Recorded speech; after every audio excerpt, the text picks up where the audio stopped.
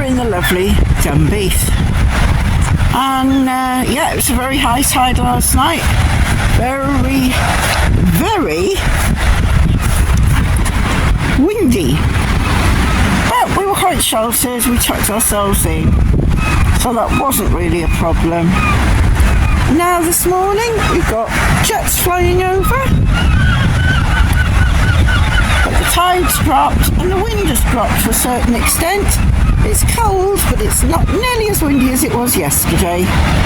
So I'm going to go for a little walk and show you some of the sights of Dunbeath. Up in the town, in the old school building, is the Heritage Centre. Down here on the harbour, you can see in the distance a white building. That building is Dunbeath Castle. And the gardens are open to the public at some points during the summer, even though it's now a private residence.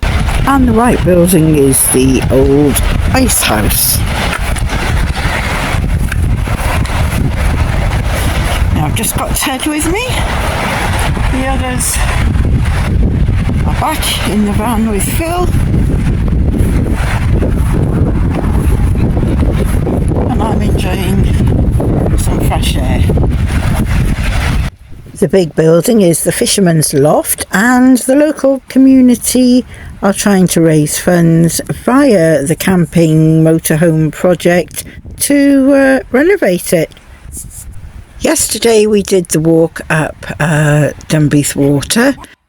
Apparently from March onwards it's a good place to spot the wild salmon jumping, but on our visit we had hoped to see Dunbeath Brock, which is a scheduled ancient monument, but unfortunately the bridge was out of action, so we couldn't get there on this visit. However, there is a great Thomas Telford Bridge and a 16th century old mill building at the beginning of the walk.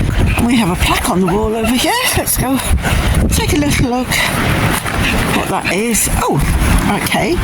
It commemorates the members of the SS Gretterfield, a steel steamship built by Camel Laird that was torpedoed short of Invergordon in the Pentland Firth on the 14th of February in 1940. She sank. 27 of the 40 crew were rescued, and the wreckage washed ashore at Dunbeath. And a few paces away, another commemorative plaque to author Neil Milligan, who was born in Dunbeath on the 8th of November 1891 and was a prolific novelist, critic, dramatist and poet, and one of the leading lights of the Scottish Renaissance in the 20s and 30s. He was a writer of fiction, and his works explored Highland life, including the impact on communities of the Highland clearances. The monument here is called Ken and the Salmon, and it depicts the climax of a dramatic scene from Highland River, one of his books, where 9-year-old Ken is shown carrying home a huge salmon poached with his bare hands from the Dunbeath River. The artwork by the harbour here was commissioned by the Neil Gunn Society in 1991, marking the centenary of the author's birth, and it was designed by Alex Main. And here we have the information panel on Dunbeath. See if I can get a photo of that and take some more information of it later. And no phone, but an information kiosk now, the old red phone box, and Dunbeath toilets, including an accessible disabled one, an honesty box and litter bins. And a bit about the Dunbeath Harbour Preservation Trust, founded in 1985. Here we are. We have got a boat shed here. I'll show you a little bit of it through the window. But I will go back because on an old video of mine, I did a little tour of the boat shed. So I'll see if I can find that footage and slip in here so that you get to look around it because it's all shut up. So this is the boat shed, and it was funded, and the display is managed by the Dunbeath Heritage Centre that I mentioned earlier. And just one interesting fact that I learned was that in 1840 in Dunbeath, now it is quite a small place, there were 106 coopers, 325 fishing boats, 937 gutters and packers, and 1,321 fishermen.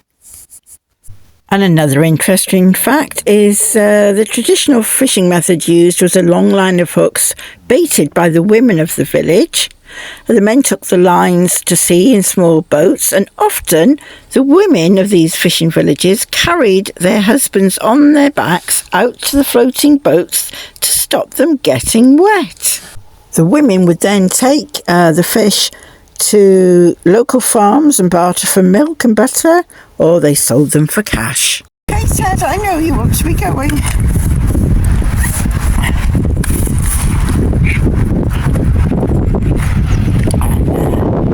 The picnic benches usually spread out a bit more. And Dunbeath Harbour asks for £7 a night. The boat shed needs a little work. So they're hoping to be able to renovate that with the money raised, and also the big fishing stores.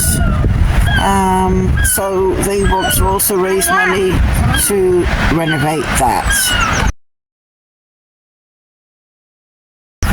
And it asks if you're going to stay in your motorhome to spend a little bit of money, £7 a night.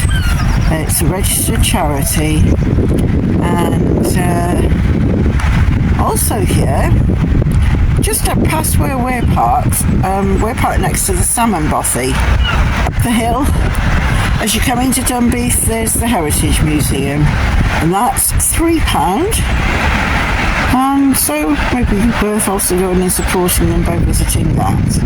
Toes, shellfish, open obviously during the season, and then the little houses that line the river here in Dunbeath. We're going to walk down, cross over that little bridge in the distance and go for a wander along the beach to the rocks that you see opposite. So I'm going to save my battery, turn you off for a little bit and pick you up when we get down to the bridge. Someone's done a very good job of making some very pretty trees in their little garden. And looking at the window full of house plants, that's something that they enjoy doing.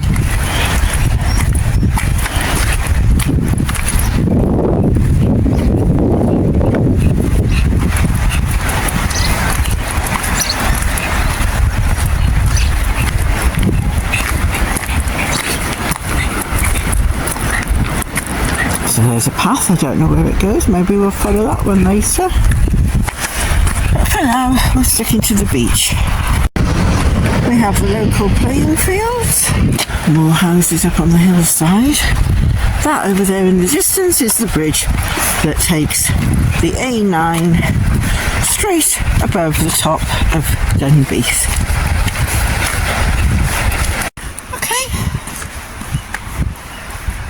Let's go down and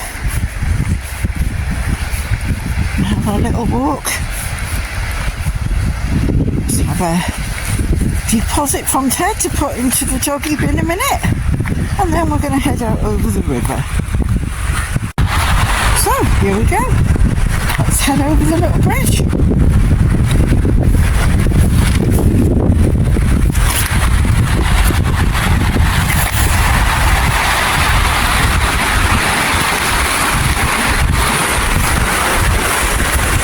We are. This will do that river.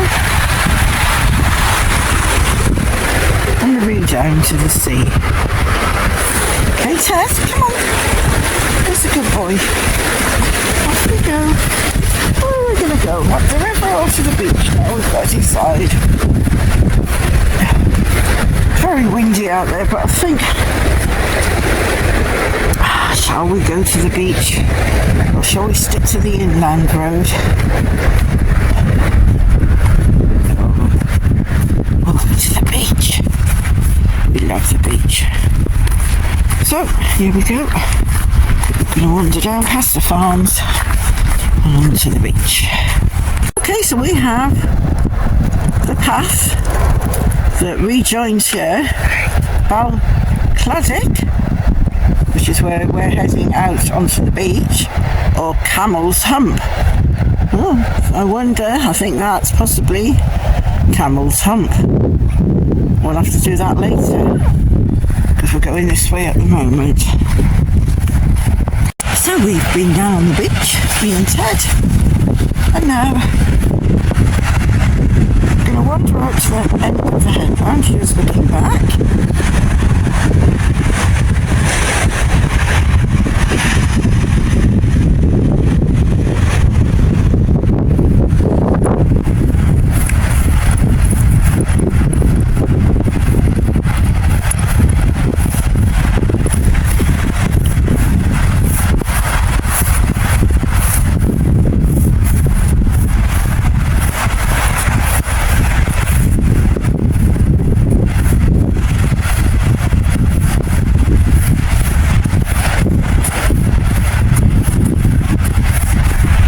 And we're just going to have to navigate opening and closing the gate. So bear with me a second.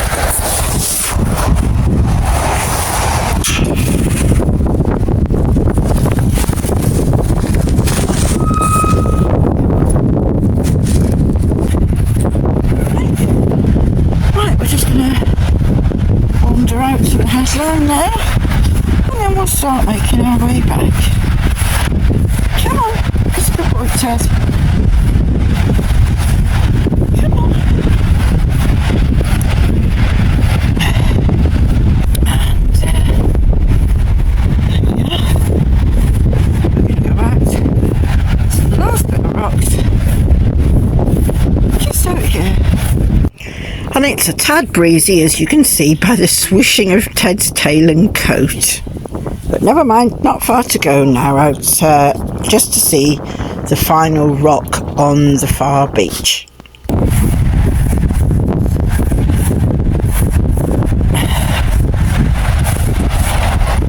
boy. Oh, look. And we've got a little burn up there in the mountains. You can see it's wound a path out, a little inlet, coming all the way down. There we go. And we're stood on a little bridge that allows us to walk over it while the little burn works its way out into the ocean. And back over there's the salmon bothy, and that's where the vans are parked at. And although it's windy, as we saw earlier by Ted's waggy tail that wasn't wagging, it was just blowing, it is very much not freezing cold today. It's cold, it's February in Scotland on a beach, but it is not freezing. And I'm coming up to the nice rock in a minute. I'm just going to turn you off while we walk out there and take some photos. The oyster catchers there. And the beautiful song that the oyster catchers make. Always lovely to sing to them. Sure if you can pick it up. It's quite windy, so possibly not. But right, last bit of path out to the rock. I'll go and get some pictures from out at the rock, which is just in front of us now. As you can see, there's a well-trodden path out here. It's where everyone here loves walking.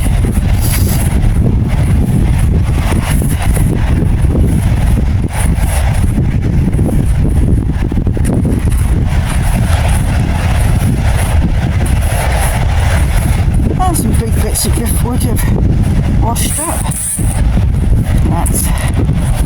That's a few nice pieces there. Phil likes doing his carvings. I'm sure he might find something there that was worth putting a carving on. But I never know which is the right pieces, so it's better for him to come and look. Here we are. Got the gulls up there, flying around. Got the oyster catchers down out on the rock. Lots and lots of driftwood. Yeah, let's just take a look. What the lovely rocks that form the cliff. And you'll see why I think they're lovely rocks. See what I mean? Look! Little windows in the rocks. Ain't that pretty?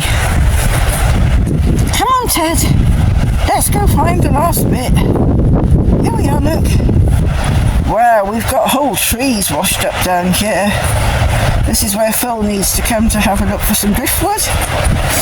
Me, I'm just going to have a look at the holes in the cliff. Now, isn't that a perfect view? Straight back over to the van. Here we are. And I'll just show you some of the pictures that I've taken of the rocks and the view through the window, as I call it. You'll see all those lovely lines and ridges running through the rocks where they've worn away by the sea.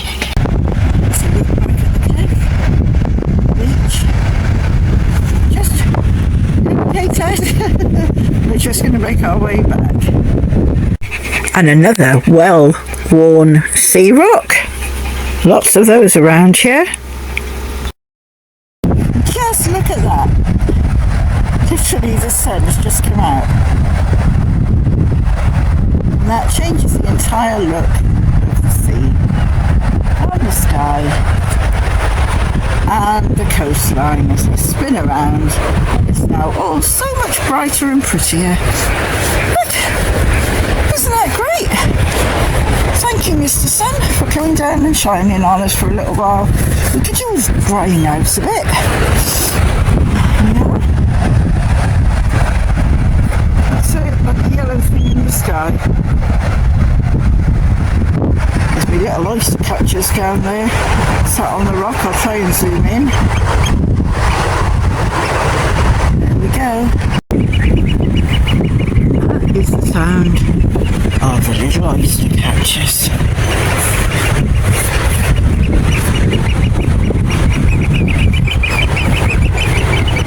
Yeah. Beautiful to watch running around on the rocks, flying,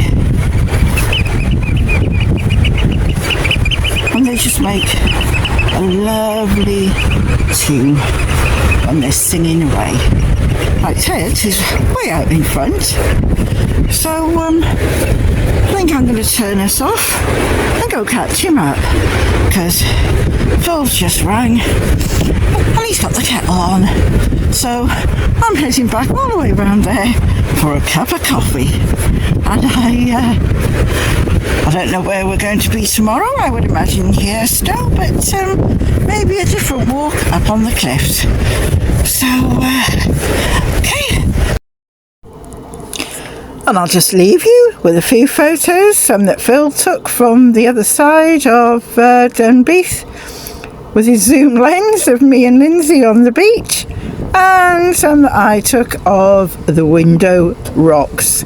And join us again tomorrow. I'm not sure where we're going to be yet. We're moving on in the morning, but wherever it is, it will probably still be along the east coast somewhere.